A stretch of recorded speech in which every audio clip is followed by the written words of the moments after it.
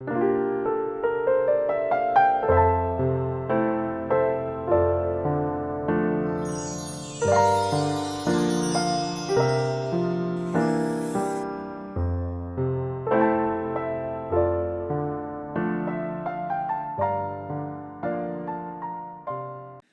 5장 1절에서 23절까지 말씀을 교독합니다. 내 아들아, 내 지혜에 주의하며 내 명철에 내 귀를 기울여서 근신을 지키며 내 입술로 지식을 지키도록 하라.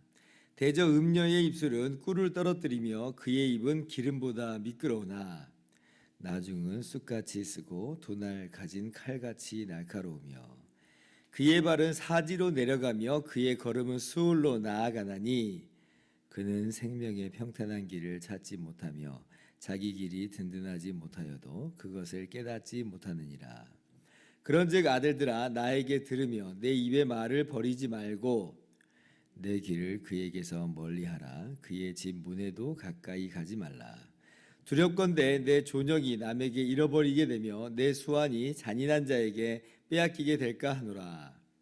두렵건대 타인이 내 재물로 충족하게 되며 내 수고한 것이 외인의 집에 있게 될까 하노라.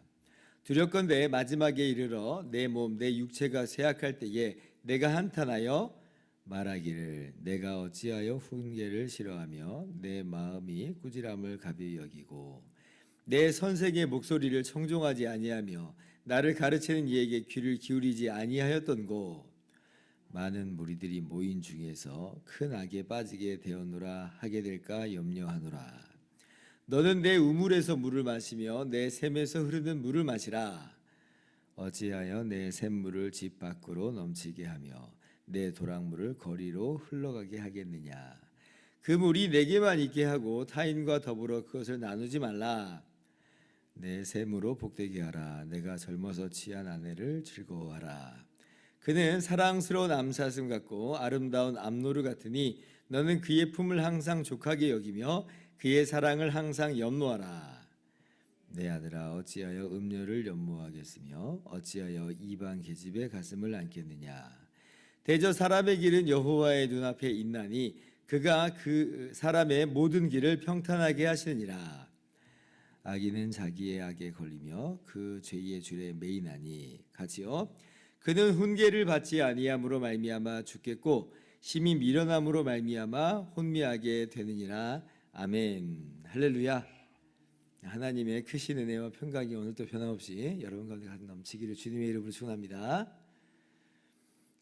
오늘 5장 말씀의 주제는 한마디로 말하면 그 10계명 중에 제 7계명을 말씀하신 것이라 할 수가 있습니다. 7계명 뭐죠? 간음하지 말라 하는 것이 간음하지 말라. 그래서 오늘 말씀 보면요, 3절부터 보면 이제 음녀에 대한 이제 그 경고의 메시지가 나오죠. 그리고 이제 보다 적극적으로는 이제 내 아내를 사랑하라는 말씀으로 이제 말씀이 이어집니다. 15절에 보면 이제 내가 젊어서 취한 아내를 즐거워하라. 18절 이제 그렇게 말씀을 하죠. 그래서 간음하지 말라라고 하는 그 말씀을 오늘 잠언 말씀이 지혜로서 우리들에게 전하고 있다라고 하는 것이에요. 자, 그런데 유감스럽게도 이 사회는 오늘 이 하나님의 말씀과는 정반대의 길로 진행하는 것처럼 보입니다. 오늘날 그렇죠? 성적 자기 결정권이다라고 하는 그런 말도 안 되는 그 이야기가 이제 버젓이 이제 사람들에게 어필이 되고 있습니다. 그래서 자기 마음대로 그냥 자기 몸을 굴리는 거예요. 내가 뭐 좋다는데 왜 그러냐라고 이야기하는 겁니다. 부부 관계에서만 관계를 맺어야 하는 성경적인 진리를 오히려 이제 자유를 억압하는 것이다. 무슨 전 근대적인 어떤 사고 방식이다라고 이제 매도하는 이제 그러한 모습까지도 우리가 지켜보게 됩니다. 그런데 지금 이건요, 전 근대적인 사고 방식도 아니고 무슨 시대적인 어떤 문화적인 산물도 아닙니다. 하나님의 도덕법이죠. 간음하지 말라. 구약에서도 물론이고 신약에서도 마찬가지로 동일하게 간음하지 말라는 이 말씀은 변함이 없어요. 그 신약 성경 보면 이 서신서들을 보면 죄악의 목록들이 나오잖아요. 죄악의 목록들이 나오면 거의 빠지지 않고 언급되는 것. 게다가 그 첫 번째 자리 정도에 위치하고 있는 게 뭐냐면 이 음행에 대한 죄이거든요. 그러니까 신약에서도 마찬가지로 음행에 대한 죄를 강하게 경고하고 있어요. 그러니까 구약이나 신약이나 동일한 그런 매한 가지의 내용인데, 그런데 이제 오늘날 사고 방식 속에서는 지금 왜곡된 아주 인권이 발달하면서 지금 엉뚱한 방향으로 나아가고 있다라고 하는 거예요. 그런데 이제 안타까운 건 뭐냐면, 세상은, 일반 사회는 뭐 그렇게 타락하여서 제 갈 길로 간다 할지라도, 근데 이제 정말 안타까운 건 이제 교회 내에서 이제 이런 문제들이 가끔 이제 이슈화 될 때 보면 참 너무나 안타깝다, 너무나 정말 아프다라고 하는 마음이 좀 듭니다. 아마 여러분도 어쩌면 며칠 전에 이제 이슈화 됐기 때문에 좀 알고 계실지 모르겠는데, 2015년에 있었던 일인데, 근데 이제 재판 이제 날짜가 이번에 선고가 됐나 보더라고요. 그래서 이제 그것이 이제 이슈가 돼서 여러 매스컴들이 좀 다뤘어요.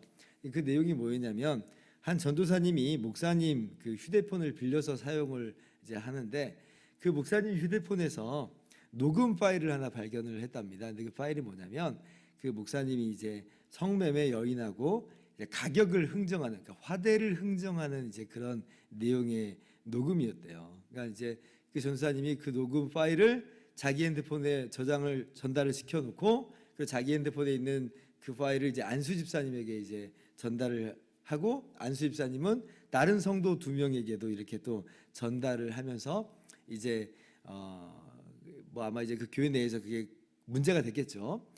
그런데 이제 재판 결과는 뭐였냐면, 그 전도사와 또 안수 집사에게 벌금을 각각 300만 원씩 매겼다는 거예요. 뭐냐면 이제 정보통신 관련해서 비밀을 침해했다, 기밀을 유포했다 이제라고 하는 거죠. 이제 이 전도사나 안수집사의 또 의도가 또 순수하지 않았다, 뭐 이런 이제 그런 판결문의 내용도 있었던 것으로 제가 보았습니다. 근데 이제 뭐 안타까운 건, 제가 그 교회 내부 사정은 전혀 알 도리는 아니에요. 뭐 그들 간에 어떤 갈등이 원래부터 있었는지 그거는 뭐 제가 알 거는 전혀 없습니다만은, 근데 이제 안타깝고 아픈 내용은 뭐냐면, 그 문제의 중심에 누가 있었느냐라고 하는 것이에요. 목사가 사실은 그 문제의 중심에 있었다는 거죠. 오늘 잠언 말씀하고 정확히 반대되는 위치잖아요, 사실은.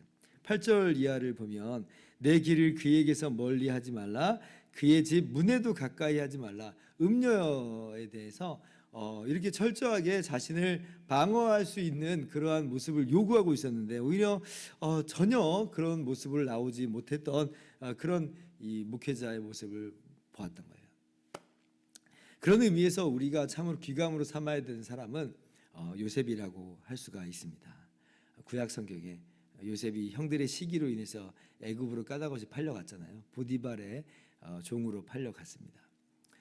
그런데 이제 그런 상황이면 이제 누구보다도 아마 자신의 인생을 그냥 포기해 버리고 자기 마음대로 해버릴 수 있는 사람이 요셉이었을 것인데, 왜냐하면 아니 하나님이 어떻게 나한테 이룰 수 있습니까? 이렇게 하나님께 원망하고 불평하고 막 따지면서 대항할 수 있겠잖아요.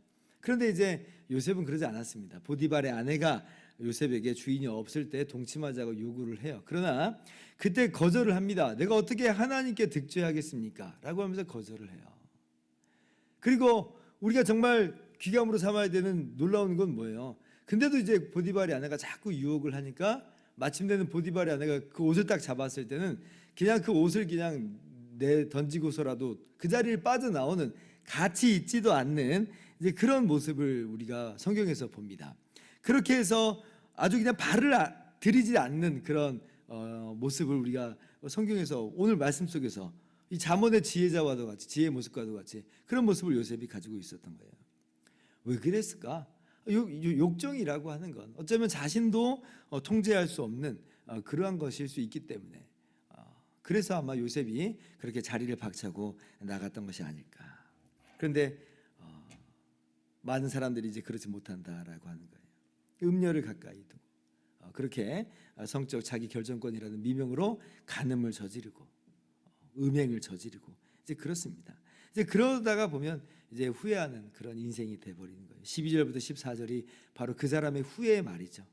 12절, 말하기를 내가 어찌하여 훈계를 싫어하며 내 마음이 꾸지람을 가벼이 여겼던고 하면서 후회하게 되는 날이 온다.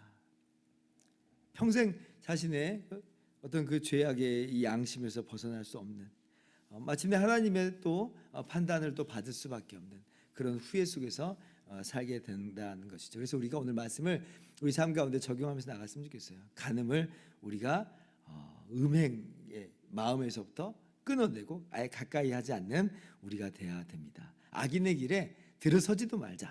우리가 어저께 말씀을 함께 나눴어요. 그러면서 하나님께서 우리들에게 그럼 어떤 모습으로 살아갈 것인가 할 때 적극적으로는 부부관계를 적극적으로 더욱더 힘써 부부관계가 서로 사랑하는 것으로 그렇게 이 모든 것들을 이겨나가는 것이에요. 하나님께서 이 땅 가운데 우리에게 이제 부부관계를 허락하신 결혼관계를 허락하신 이유는 최소 세 가지입니다. 첫 번째는 창세기 2장에 나온 것처럼 한 몸을 이루기 위해서 서로 돕게 하는 거예요. 서로 사랑을 누리라는 거예요. 하나님이 주신 기쁨이에요. 두 번째는 뭐냐면 에베소서 5장 보니까 이런 부부관계를 통해서 그리스도와 교회가의 관계를 통해서 하나님의 놀라운 사랑, 그리스도의 사랑을 발견하게 하는 그러한 또 교회로서의 순종에 마땅한 모습을 발견하게 하는 그러한 이 그림자로서 결혼관계를 허락하셨고, 세 번째는 뭐냐면 고린도전서 7장에 보면 음행을 피하기 위하여서 결혼관계를 결혼하도록 그렇게 명하십니다. 그러니까 이 결혼에 대한 의미가 여기에 있는 거예요. 그 중에 하나가 뭐냐면 음행을 피하기 위해서다라고 하는 것이에요. 그래서 어떻게 하면 우리가 음행을 피할 수 있는가라고 할 때는 보다 적극적으로는 이 말이에요. 남편을 더욱더 사랑하고 아내를 더욱더 사랑하는 것으로 그렇게 해서 음행을 이제 피하는 것이다. 이것이 오늘 15절 이하에 나오는 그 맥락인 거예요.